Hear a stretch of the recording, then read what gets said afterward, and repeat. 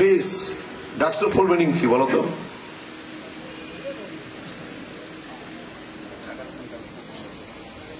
বসো বসো। বাহ, হায়রে ছাত্র, হায়রে ছাত্র দল, আমরা ছাত্র সমাজকে নেতৃত্ব দেব।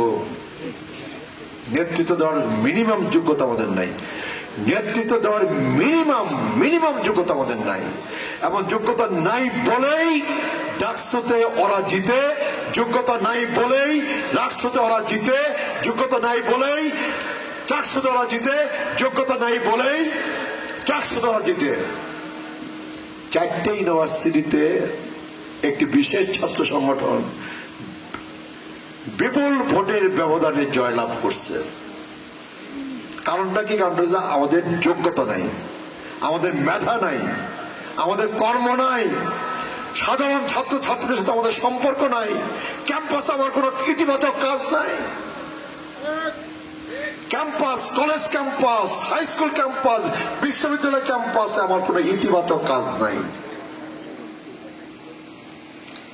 আল্লাহ এবার ফেব্রুয়ারির ইলেকশনে বিএনপি ক্ষমতায় নিবে, ঠিক, কিন্তু আমার ধারণা খুব বেশি দিন আমরা ক্ষমতায় টিকে থাকতে পারবো না যদি না আমরা মানুষের মন জয় করে চলতে না পারি।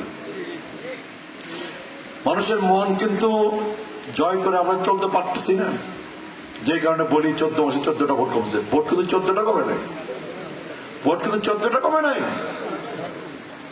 ভোট অনেক বেশি কমছে। ঢাকা ইউনিভার্সিটিতে, চিটাগাং ইউনিভার্সিটিতে, রাজশাহী ইউনিভার্সিটিতে, জাহাঙ্গীরনগর ইউনিভার্সিটিতে কারা পড়ে? যারা মূর্খরা পড়ে, যারা কম মেধাবী তারা পড়ে।